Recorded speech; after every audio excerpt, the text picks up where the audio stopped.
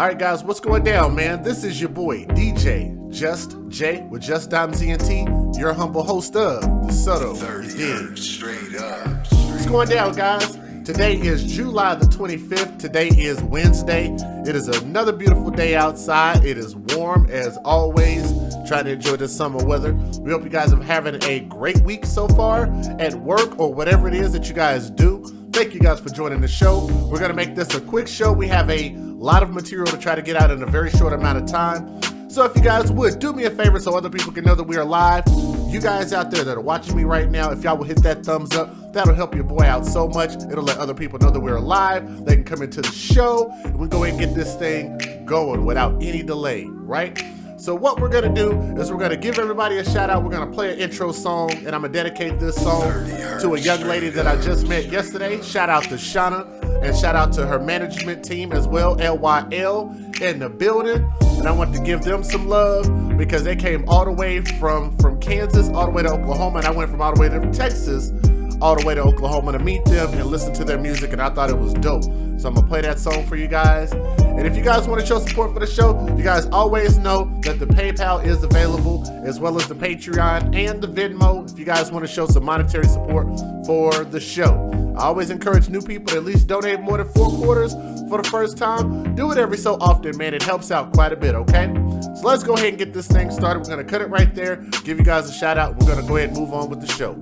All right, guys, let's go ahead and get this thing started. This is a song by Shauna, and her Facebook, I think, is @officialshauna, and this is called Start Over.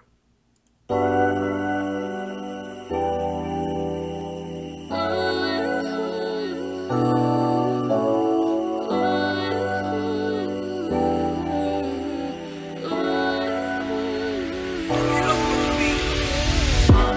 understand what you lost was a diamond. Try searching for better, but couldn't find one.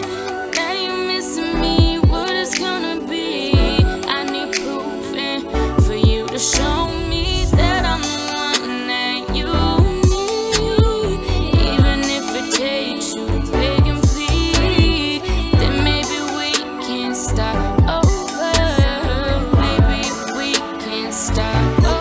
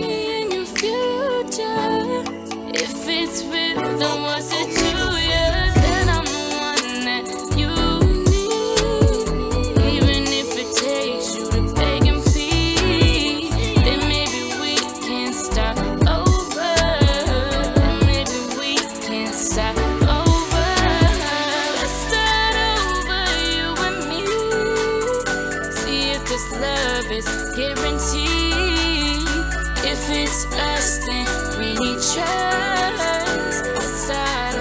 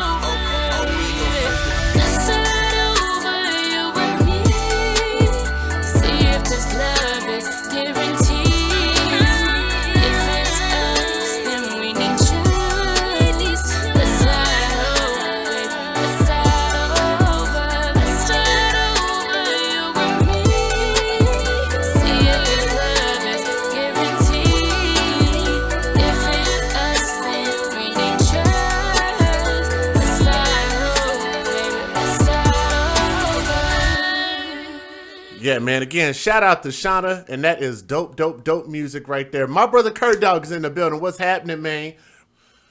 All right, guys, we're going to go ahead and cut it right there. We're going to say thank you guys for joining the Soda You Dig. This is your boy DJ Just J. What I'm doing is presenting a story, and this story has to do with Oakland, California. A young woman has lost her life, and her sister was actually badly injured.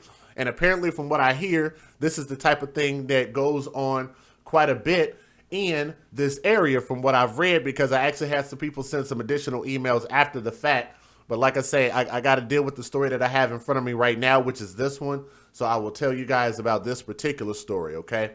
So the young lady in remembrance, her name is Nia Wilson. That is the young lady that you see on the screen right there. Very beautiful 18-year-old, young woman, very, very young woman, just crossed over the threshold of what do you call it? Age of consent, I guess, so to say. But very beautiful young lady, and met her demise in a very, very messed up way. So what I'm going to do is I'm going to give y'all a quick background, and I've got a bunch of videos I got to show you guys, so I got to kind of speed through this kind of quick, okay?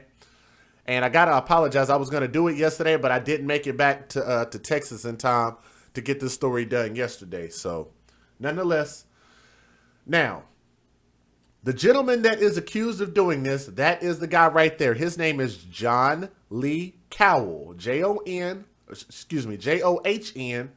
Leecowell, Cowell or Cowell, however you want to pronounce it. But that is the gentleman that is responsible for stabbing these two women. And initially he was wanted. He has been caught and arrested. And we actually do have that video, as well as we have the dispatch call, which I don't know that very many people have heard. So what I'm going to do is I'm going to give you guys that information here very shortly. So after sneaking back onto the Bart, and Bart actually, let me give you guys because that's an acronym. See if I can give you guys that real quick. I had it pulled up a little while ago. And it stands for Bay Area Rapid Transit. Bay Area Rapid Transit.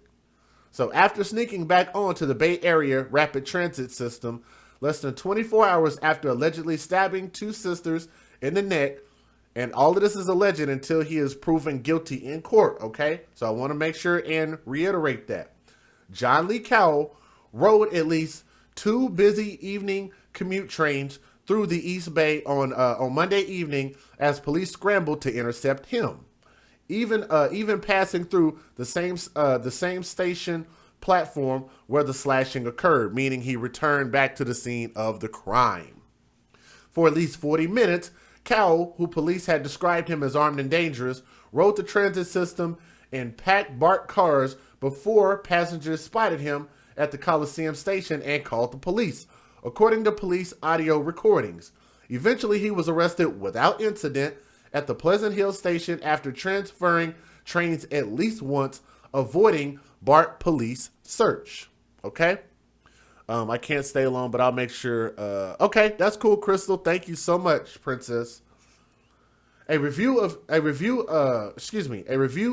of 2 hours of BART dispatch audio raises questions about how Cowell, who BART police had identified as a suspect hours after Sunday night stabbing, re-entered a transit system on high alert, and how the department handled this capture once he was spotted, which is what the protests have sparked. So there's a lot of things that are going on behind why they handled him the way that they did, why it took so long for them to handle him, and also why they tried to make it seem like Nia Wilson was actually a bad person. And that's going to be a very interesting turn to this story. I'll put a pin in that. We'll come back to that part. Okay? Now, Cowell, who is a violent felon with a long criminal history, was booked into Santa Rita jail at 11:40 p.m. Monday on charges of first-degree murder, assault with a deadly weapon, and violation of parole. The Concord Transient is expected to be, the Concord Transient is expected to be arraigned Wednesday in Oakland on suspicion that he fatally stabbed 18-year-old Nia Wilson of Oakland and critically wounded her sister, Latifah, on the MacArthur BART platform Sunday night. Now, they quote this. Sometimes you slip through the cracks, said the real alums. Man, these names are so difficult to pronounce. Who is Nia's godfather, who helped pass out 2,000 flyers Monday with Cowell's face and description. There was so much stuff happening on Monday. Thank God for the community being aware. We can't always depend on law enforcement to get out there and do it. We have to be a village and do our part too. Love that. Love that. Love that. It's also part of the conversation that Tommy talked about last night. If y'all didn't watch his show, shout out to my brother Tommy Sotomayor, which was a very, very dope show. But that's one of the things him and Relationship Rehab, Jason Gunn and Packer Girl had talked about with regard to being more active in your community. Okay? Now, authorities on Tuesday morning released a new booking mugshot of Cal, who is age 27, showing the former Concord resident with Band-Aids on his forehead and North Concord tattoo on his chest peeking out from his red jumpsuit. So according to KRON-TV, Cal's family released a statement Tuesday evening offering their deepest apologies to the Wilson family. First and foremost, we want to let the Wilson family know that our hearts go out to them and are mourning with you, and mourning for your family.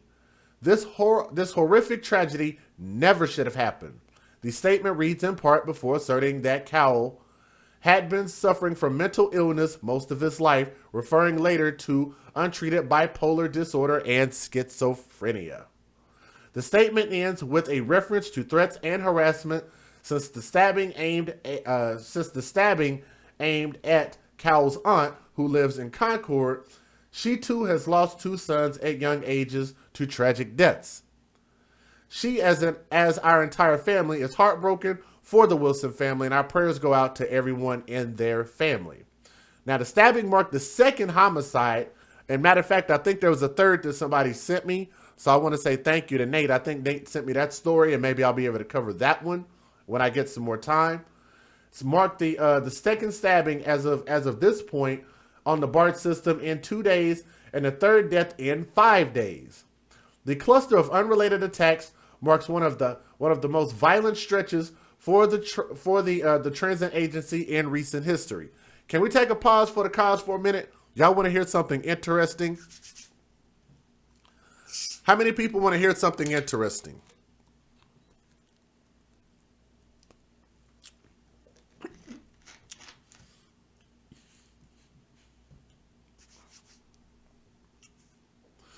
I noticed that some people in the chat earlier said, why is this national news?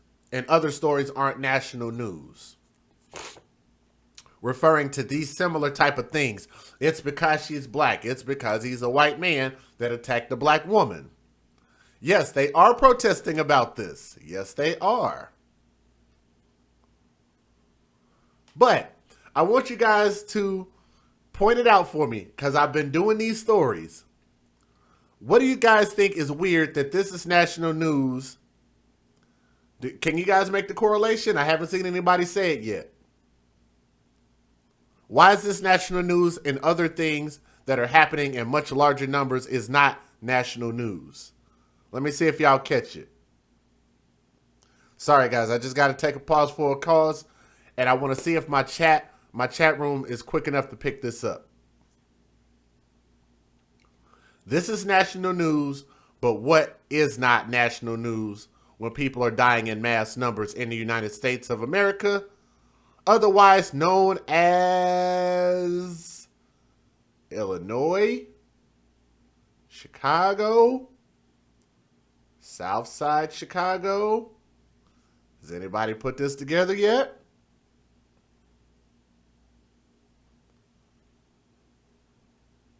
I don't see anybody saying it.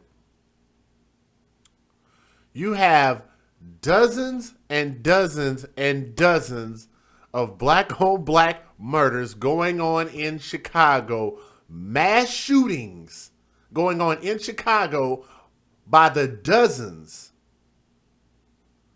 That's not national news ever. It's only local news and then news outlets like us.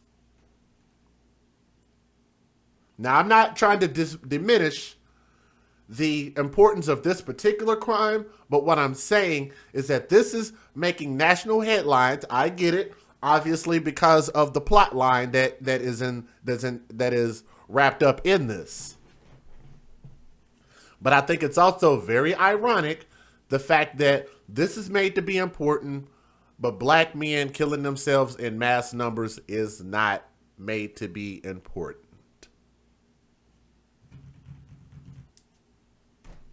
Thought I'd throw that out there. Let's keep going, since I guess it doesn't matter. Police were investigating 2 other deaths from assaults that occurred at the Bay Fair Station and Pleasant Hill Station, respectively, Bart has said. Aggravated assaults have risen 28% the first 6 months of this year, 68, compared to the same time period last year, 53, according to Bart crime data released on Tuesday. Yep, that's potentially correct, Ruby. Okay? But nonetheless, let's keep going. Bart police are still piecing together Cowell's motive. He refused to answer questions from detectives and requested a lawyer, which is his legal right to do so, Bart police said. Also unknown was his whereabouts since the stabbing at 9:35 p.m. Sunday that Chief Carlos Rojas watched on surveillance video and called one of the most vicious attacks he had seen. So they might have even got this on camera. According to dispatch, around 5:47 p.m. Monday, an anonymous passenger on Richmond-bound train called Bart police saying Cowell was on the train since the Coliseum station. The train was just leaving the 12th Street station in downtown Oakland when Bart dispatch asked for the train intercept at the MacArthur station, which is 2 stops away. A Bart official asked for the train to stay an extended time at the 19th Street station so officers could set up at MacArthur. However, radio traffic indicates that during this delay, Cowell walked across the platform and entered an Antioch-bound train, which allowed him to move again. The Antioch train, with Cowell on board, would have arrived at MacArthur Station, the scene of the stabbing, at about 5:56 p.m. as police officers were waiting to intercept the Richmond train on the other side of the station. At that time, Wilson's family was leading a vigil for the slain woman at MacArthur Station as well. Now, Bart police cleared the Richmond train and realized Cowell was gone and had entered the Antioch train, probably at Rock Ridge now, according to the audio. So what I'm going to do is I'm going to show you guys a couple of stories here. But before I do that, we're going to give the fair usage, and then we're going to go ahead and start the videos. Federal law allows citizens to reproduce, distribute, or exhibit portions of copyrighted motion pictures, videotapes, or video discs under certain circumstances without the authorization of the copyright holder. This is called fair use and is allowed for purposes of criticism, news reporting, teaching, and parody, which doesn't infringe of copyright under 17 U.S.C. 107. Now, people are asking, why did he do it? The thing is he didn't give an answer. So the only way you would know a motive is if he gave you a motive and told you exactly why he did it. He refused to speak to police and asked for a lawyer, which is his lawful right to do so. So if he doesn't want to incriminate himself, or if he didn't do anything, the smart thing to do in any of those situations is to request an attorney. That is your legal right to do so. Especially once they read you your Miranda rights, you have absolutely every right to follow that. So anybody that doesn't, that's completely up to them. Here's the initial news story. This was from 2 days ago. Thank you. One woman is dead. Another is injured after being stabbed at a BART station, apparently at random. KPIX5's Jessica Flores is at MacArthur Station with new details. Jessica? Well, Michelle, things are back to normal here at the MacArthur Station. It is back open after being closed throughout the night as police investigated this stabbing. They're still looking for the suspect, but we know that the 2 women were attacked here, and one of those women has died, the other in the hospital. And right now, police are saying this was totally random. Now, it all happened around 9:45 last night. Both of those women were getting off the train when it happened. Police say that the man who did it is described as a white man in his 20s or 30s with short hair and a heavy build.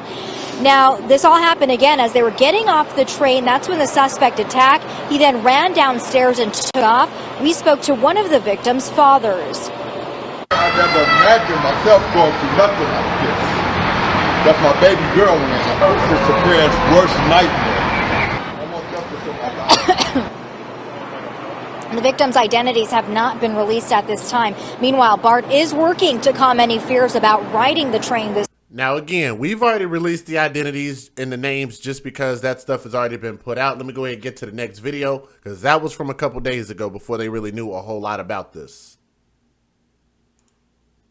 Meantime, tonight, protesters packed the MacArthur BART station demanding justice for Nia and her older sister. No justice, no peace. No justice, no peace. The crowds raised their signs and their voices at the growing memorial. Nia's mother also attended. She was consoled by family, friends, and a community of support.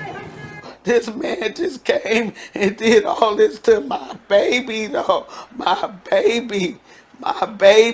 She didn't deserve this. At one point, the memorial moved from the MacArthur. I always think it's weird, honestly, when people just repeat themselves, like, I don't know. Maybe it's just me. Maybe I'm just being a butthole right now, but I think that's weird. I want to rewind that because that was actually the mom, from my understanding. Is that the mom? Yep, that's her mom. So this is Nia Wilson's mom. Tears dried up, I guess. I didn't see very many tears. Now, I actually got a chance to watch the father, and he has an extended interview that was kind of like a behind-the-scenes interview from the initial story that he did. It was like the full version of it that was released, and I don't remember who sent that to me. That's why I wasn't able to pull it up. But he actually was crying. You seen the tears coming down his face, but this is something that Tommy talks about all the time, is that they don't cry. You don't see any tears from them. But look at it again. Maybe I'm wrong. This man just came and did all this to my baby, though. My baby. She didn't deserve this. I don't want to poke at people while they're grieving, but I'm just throwing it out there because Tommy's narrative is very, very apparent here. Just throwing it out there. At one point, the memorial moved from the MacArthur BART station into downtown Oakland. Police say about 1,000 people were part of the march. Some joined in a pro-Oakland demonstration. It was organized to counter a white supremacist group that had announced plans to gather at a bar. Although police say they have not yet found any specific evidence that the attack was racially motivated, some demonstrators believe otherwise. She was slain in the streets on the BART station at MacArthur by a white supremacist male for no reason, who had no idea who she was, never seen her a day in his life. He targeted her and he executed. And we want him to pay. We want justice, and we want it now. Now, the event continued into the night. Chopper. And this is the cold part, and this is part of why I understand what people were saying in the chat originally. Why are they calling this man racist? Could this not just be somebody that just wanted to do something to someone? Is there a reason that they are calling him racist? Or am I just tripping? Just throwing it out there.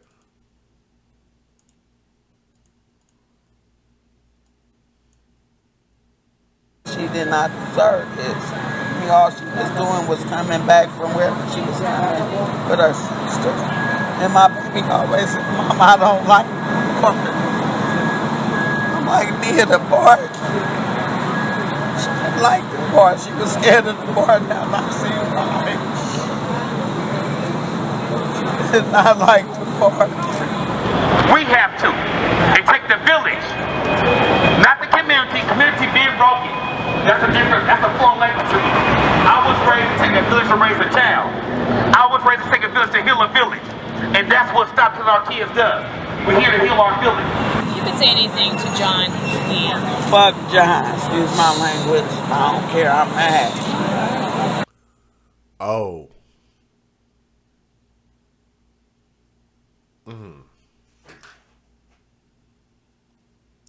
Did y'all hear that? We're going to have to rewind for a moment. I apologize to my young fans out there, but I'm like, you would think that, number one, a grieving mother would at least have some poignant things to say. The father definitely did, and I'll let you guys hear a little bit of what he said, but listen to what she has to say. Our kids does. We're here to heal our feelings. You could say anything to John. Fuck John. Excuse my language. God, man. Yes, she did. Yes, she did. She said it. We're going to rewind that again. I don't care. I'm mad. Say anything to John. Fuck John. We're here to heal our feelings. You could say anything to John. Fuck John. Excuse her language. Man, oh my goodness. Like, we don't know how to garner sympathy at all when it comes to trying to get the sympathy of the world, and we just turn around and just show them that we still have no class, man. Just come on, ma'am. You can't say that. Come on. My language. I don't care. I'm mad. I don't care. I'm mad. And you know what? Just like the story I did yesterday, when that black dude walked out of that store and pushed that old guy, that Drager dude, Marquise McLaughlin, when he came out and pushed that dude, he said exactly what she just said. I don't care. I was mad. And guess what? He ended up dead behind it. Right? Because he don't care. He mad. He don't care. And that's part of the thing. We need to start caring. We need to start showing some class.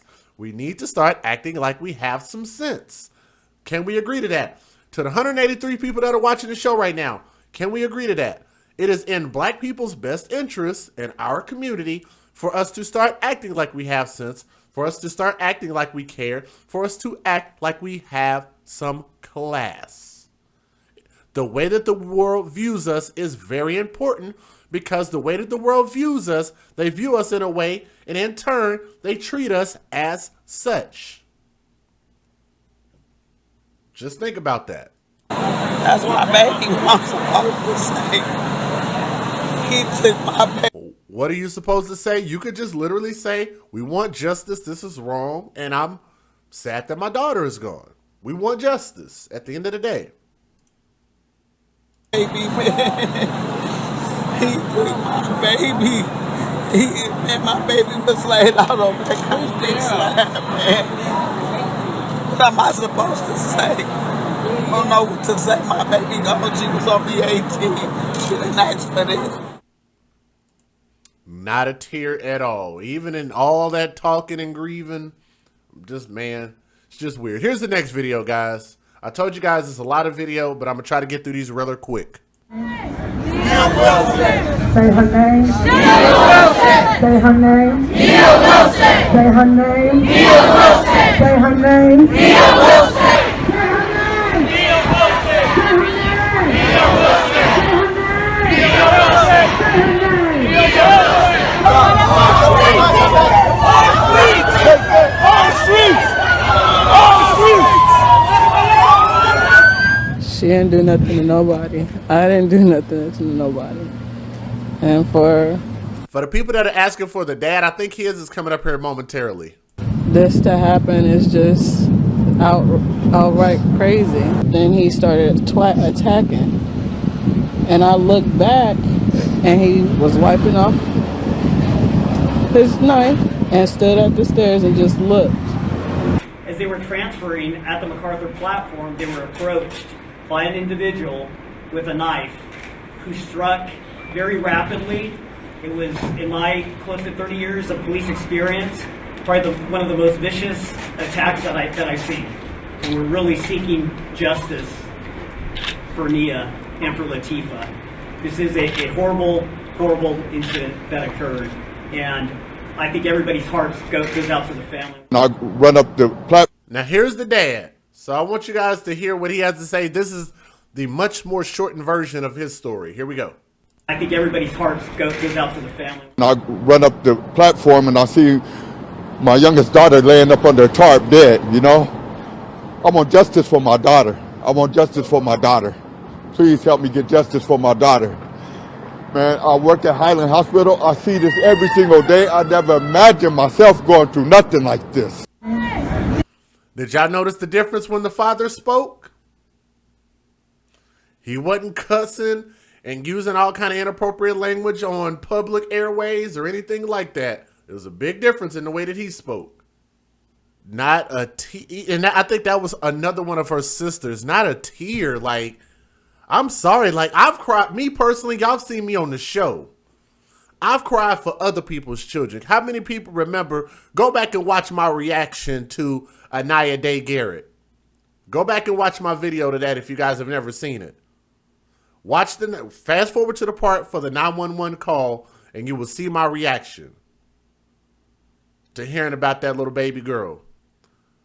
So to hear people talking about their sister and their daughter, it's just, I don't like I say, I have to go to work. Okay, thank you, Rosanna. I'm just saying, like, I would expect for there to be more sentimental emotion as opposed to like just wanting to cuss and fuss. You would think that there would be some type of sadness, and I don't, like I say, I personally don't see it. I don't see it that way. Yes, I was. Exactly. And that wasn't my kid at all. I didn't know Nia Day. I didn't know Michael Garrett. I didn't know Sierra Day. I didn't know those people at all until I did that story. But I relate to my own daughter because I don't ever want to see anything happen to my baby, and it broke my heart for them. Now, this is the actual dispatch audio that was edited. Excuse me.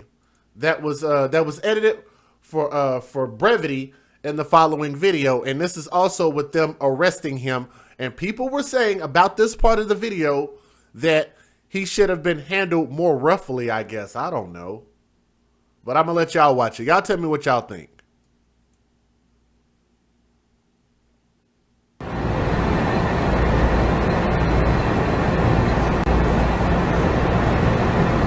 Is there units available there at MacArthur for trying to intercept possible sighting of the 187 suspect?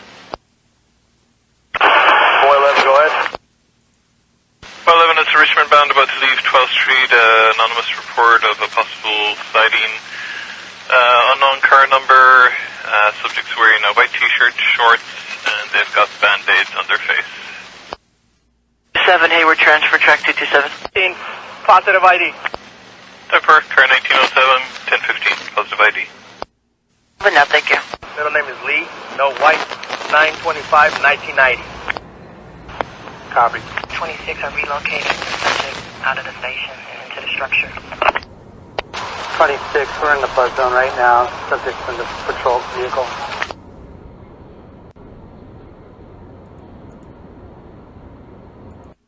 Now, let me tell you guys this last portion of the story. When officers found him on the train at Pleasant Station Hill, he appeared calm and wanted to know what was going on. Okay? Keep in mind, he had just recently got out of jail less than 2 months ago. Okay? Now, Chief Rojas said he voluntarily gave his name and identification. Cowell was arrested at Pleasant Hill Station at 6:27 p.m., according to Deputy Chief. A short video clip obtained by ABC7 showed the two officers arresting him, which is what you just saw, who stood calmly on the platform showing little emotion. Bart director Robert Rayburn, who lives in Oakland, said he was pleased with how quickly and thoroughly Bart police worked the case. Am I concerned? Ideally, I wanted to bring the perpetrator into custody immediately. How you do it? You would have to have sufficient force in place. You can't depend on even just 2 officers, he said. And I 100% agree with that. Okay? Rayburn said it's possible Cowell probably took another BART trip or 2 during his time on the lam. He hopes the surveillance footage will help log his whereabouts during that time. And that's the end of the story that we have for right now. And again, I want to thank you guys for coming through. And I just wanted to basically point out and say this one thing, this last thing here. So for everybody else that stayed, here is the kicker. This is the part of the story that the media was trying to make into some type of story. I'm going to show you guys this picture on the screen because you didn't see it scrolling. So I'm going to actually show you this.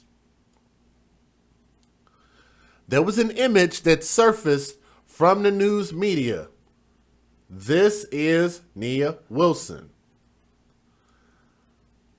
I want you guys to look at this photo, and I want you guys to tell me if you think something is wrong with this photo.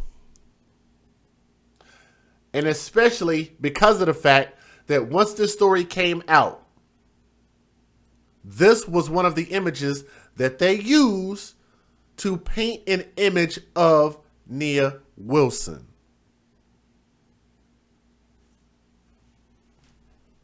We're going to spend a moment and look at this.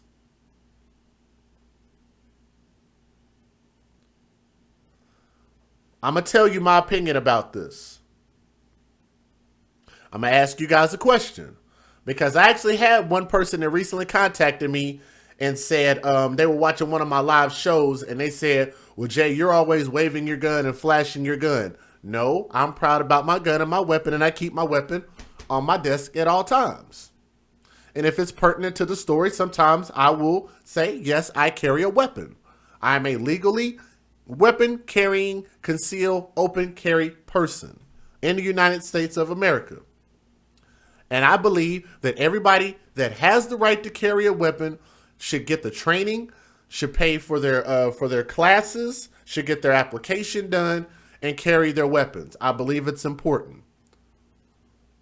So I'll say in a case like this, if her carrying this weapon is a bad thing, what if she was carrying that weapon when this attack occurred? Would she have been able to defend herself? Would she still be alive?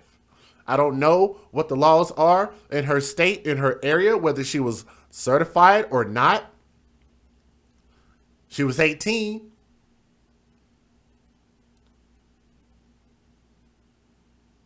You know, so like I say, it just depends on what the laws were. Now, with her holding this weapon in this picture, do I see a problem with it? No, it's just a picture.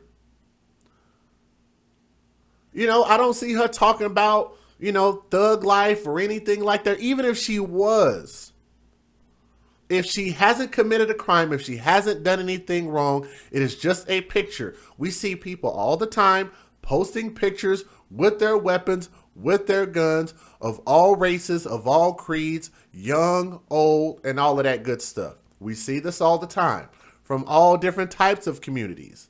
Commonly in the black community, we are thought to have weapons illegally. I get it. That's the stereotype. I get it. Okay? But in this particular case, if when she was on that train, she was just on the train with her sister, was just going to her destination like thousands of other people do, and she was randomly selected and randomly attacked, which is why this should not be a hate crime. It was random. Then how can we put a picture up like this about her in the media and make it seem like she's something other than a victim?